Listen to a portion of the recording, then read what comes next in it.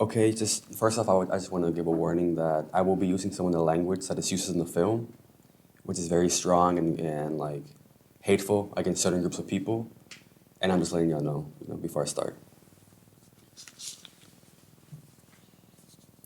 Okay, so today I'm gonna be talking about Moonlight, hiding behind a mask.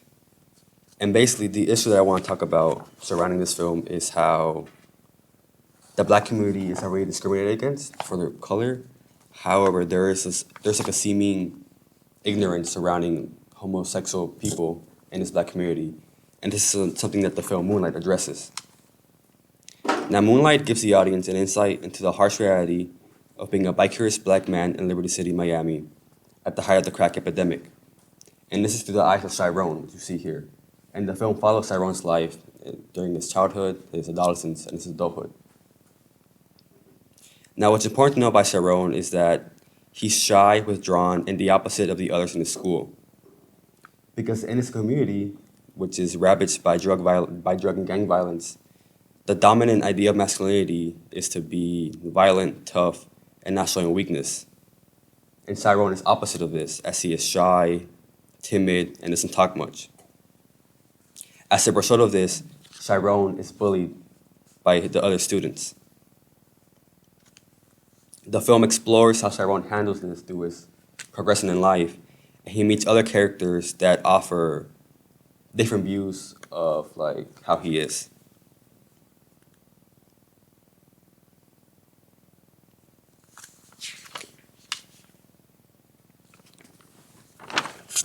To analyze this film, I will be using Lorde's Age, Race, Class, and Sex, Women Redefining Human Difference. Lorde's work underscores how refusing to recognize the different sources of oppression impedes greater social change. Lorde argues that people are often encouraged to recognize only one aspect of human difference and disregard other areas. Furthermore, Lorde stresses that not acknowledging differences encourages people to express only one aspect of themselves and shun others. This rejection of one's intersectionality is destructive and fragmenting, illustrating the dangers of alienating part of a community. What Lorde means by intersectionality is the forces that intersect, the different sources of oppression that intersect. Chiron is Black and he is oppressed for being Black, but there's also an implied sexuality to him, and he is also oppressed because of his sexuality. And this is important because by analyzing Moonlight through the lens of Lorde, we can see that Moonlight is a criticism of the masculine culture that marginalizes LGBTQ people within the Black community. Moonlight argues that the inability to accept Black intersectionality suppresses voices and contributes to the cycle of internalized oppression. Because throughout the first section of the film, Chiron is physically abused for his presumed queerness. He does not fit the idealized standard of masculine heteronormativity, and as a result is discriminated against by his peers. Like I said earlier, Chiron is depicted in the film as being very quiet, very timid, which is complete opposite of the other kids. He does not like partake in like difficult sports. He's often alone, and for this reason, the other kids bully him. It is seen that the film portrays that the bullies, ascribe accents to gender. To them, being a man is to be tough, to be violent, to be what they quote unquote hard, which is in this term means not showing weakness and standing up for yourself.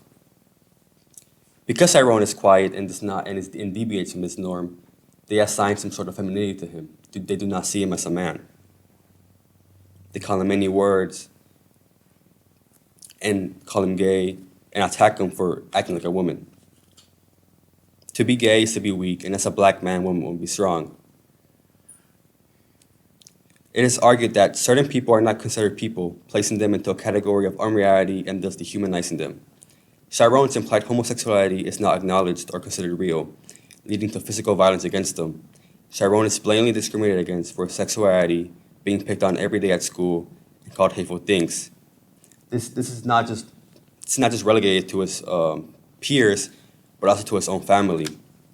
And one scene in the film, Chiron comes home to his mother, who is irritated. His mom understands that Chiron is being bullied for his implied sexuality and lashes out at him, calling him, which is really cruel, that you're a kid and your own mom goes and calls you a faggot, which is a really hateful term used to diminish gay people. Cyberone sexuality, no, I'm sorry.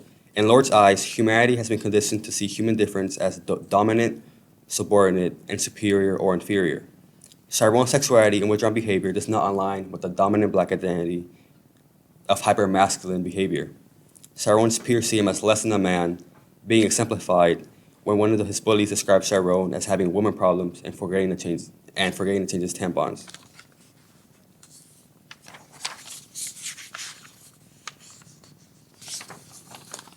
In addition, Moonlight shows how the constant attacks on Cyrone lead him to emulate and mimic the actions and behaviors of his bullies. Lorde argues that the oppressed become familiar with the manners of the oppressor and adapt them for protection. Additionally, Lorde believes that one of the ways in which people handle human difference is to copy the difference if it is dominant. Basically, what he's saying is that as people are oppressed, in order to survive, in order to prevent being discriminated against, they adapt to the oppressor and mimic their words and actions. We see this in one of Cyrone's closest friends, which we see there is Kevin. And then that's Cyrone in his adolescence. This mirroring of the oppressor can be seen at the beginning of the film when Kevin, one of Cyrone's friends, asks him Cyrone why he's always picked on. Kevin believes that the other kids won't stop picking on Cyrone unless Cyrone shows that he isn't soft. In this case, soft means not being weak and being able to fight back. This interaction sets a precedent that one needs to be hard, which I explained earlier, tough and violent, and masculine in order to not be picked on. This scene underscores that masculine dominance is formed not organically, but through survival practices. Cyrone is unable to play hard in his youth, making him an outsider to the other kids. However, Kevin is willing to and emulates the bullies himself. Now, Cyrone, he constantly acts, he never changes. For most of his youthhood, he acts the same. He's quiet, he's timid. Kevin, however, is able to change who he is and conforms to the people around him. Especially in this scene, as you see, as they stare each other down, Kevin is pressured by one of the bullies that constantly terrorizes Cyrone and pressures Kevin to assault Cyrone. Kevin doesn't want to beat his friend, but deep down he knows that the bullies will turn on him if he doesn't. Kevin is forced to hit Cyrone in order to protect himself and assert his masculinity. Kevin couldn't be seen as different by the bullies, so he performed masculinity for his own safety. And that really goes with the quotes that I put here that says, "For in order to survive, those of us who oppression is as American as apple pie have to become familiar with the language and manners of the oppressor, even sometimes adopting them for some illusion of protection."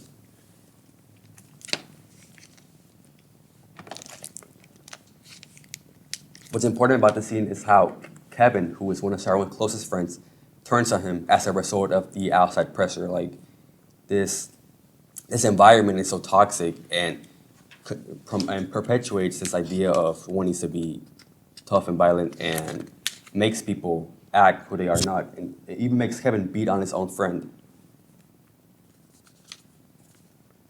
However, Moonlight does display some rebuttals to this rigid representation of black masculinity. And this we see in Juan.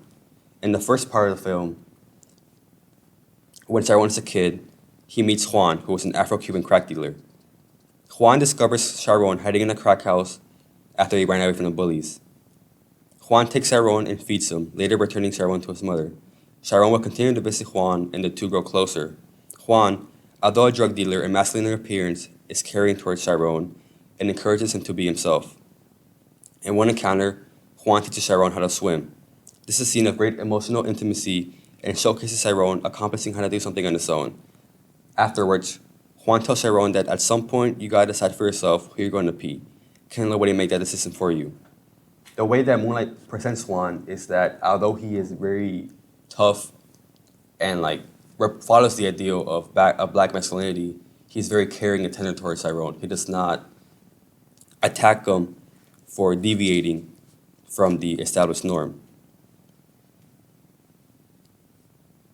Cyrone has always been at odds with himself due to the way he is, and Cyrone's silence and character does not fit in with the stereotypical behaviors of a straight black male. It is implied that for this reason the other kids presume Cyrone to be gay and bully him. However, Juan does not see this in Chiron. Instead, Juan encourages Chiron to be himself and to not let others influence who he is. Through helping Chiron swim, Juan is symbolically teaching Chiron how to keep his head above the water and from drowning. The world is full of forces that seek to oppress people and change who they are, but there are people who fight against that, and that is Juan. He does not follow the one-dimensional ugliness of masculinity and serves as a symbol of acceptance.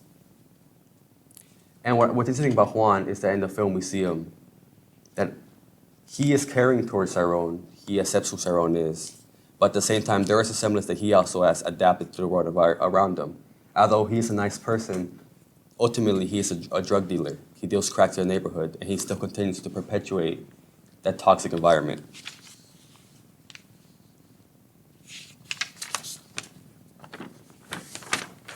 Unfortunately, Juan would die, and Chiron, after being beat, finally changes.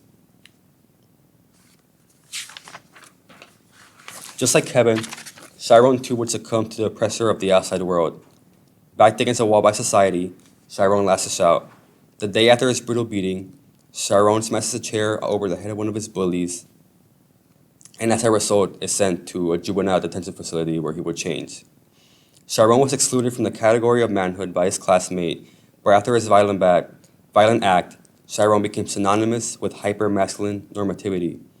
Chiron's change in behavior will continue into the third part of the film, where the audience follows his adulthood. Chiron, as you see now, is now a drug dealer, muscular, and far from his normal, timid, skinny appearance. He now sports a gold grill to display his wealth and has imitated much of Juan's appearance and appears more masculine on the outside. Chiron, unable to express his own voice freely, adopts a veil of masculinity. He has finally become hard in order to survive. Adapting to the environment around him, Chiron slowly becomes an embodiment of the same hyper-masculine beliefs that oppressed him. Lorde argues that the rejection of differences presses people to express only one aspect of themselves and deny other parts. In the same vein, Chiron begins to suppress his own identity, building from the scraps of life he had, his friend's betrayal, and his venture into drug dealing. Chiron creates a makeshift masculinity that helps him with his pain he's been through. He is essentially hiding behind a mask and embodies a dominant culture. Bulky, bracing, and hard, Chiron is no longer thought of as weak. And this basically exemplifies his transformation and just goes on to echo what Lorde says about how people take things in order to survive.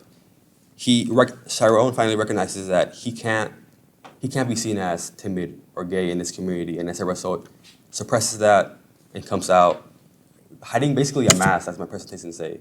This is just a front for who he is in order to not be oppressed by the people around him. However, this doesn't really reflect who Chiron is, because ultimately Chiron is still sexually curious. He is still a shy kid at heart. And we see this when Chiron will meet up with Kevin 10 years later, when he receives a call from his former friend. Kevin calls Chiron and asks him to meet with him at a restaurant. When they meet, Kevin apologizes for his actions, but is also surprised at who Chiron has become. Chiron is no longer a withdrawn child, but an extremely muscular and masculine man. However, Kevin can see through this and knows who Chiron is. Kevin asks him who he is and asks Chiron if he's hard now. And here he says, then fronts that car, who is you, Chiron? Because we know that Kevin was a friend to Chiron. And ultimately, he can see through this visage, this veil of masculinity. And he's surprised because the Chiron that he knew was skinny, was timid, was lanky. He wasn't this embodiment of black masculinity.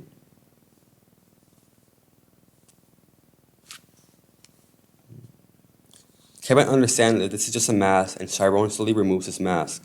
He takes off his grill to eat at Kevin's food, and later on offers Kevin a ride back to his house.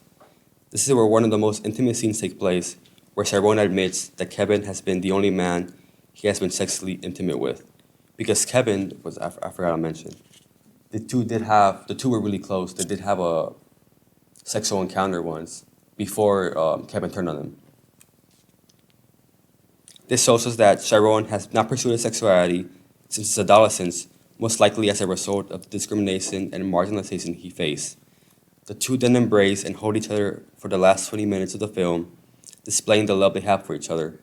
Sharon wasn't able to express who he was except with the person who he truly understood him the most. In essence, what Moonlight serves to illustrate is the internal divisions that are often overlooked in marginalized communities. With this film, Jenkins seeks to see how the difficulties of intersectionality facing queer black men and the pain that comes with the rejection of their intersections. Despite the black community's solidarity against racism, there is an apparent ignorance that comes with homosexuality and accepting people who are queer. It is only that people focus on, you're black, and not, oh, you can be black and gay. The experiences of Kevin and Sharon can be related to many other kids who, at the hands of bullying and harassment, are forced to suppress a part of themselves in order to survive.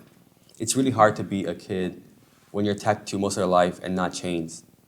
If you're told your entire life that you're different, that you're less than, of course you're gonna try to take steps in order to prevent being bullied and ultimately just emulate the bully yourself.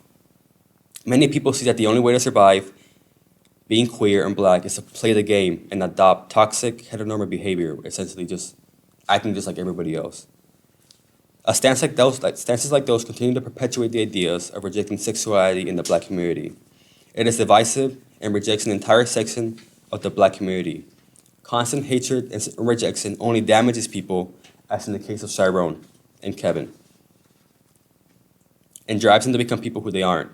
Sharon, a withdrawn person, continues the cycle of drug dealing in his community, and as a result of his attempts to cope with the pain of his sexuality, becomes the person he is. However, Moonlight does offer a way in which people can change through the acceptance of others, with characters like Juan and eventually Sharon himself. If it wasn't for the blatant discrimination and rejection of sexuality, black men wouldn't be compelled to alter their personalities and perpetuate the same toxic behaviors as others.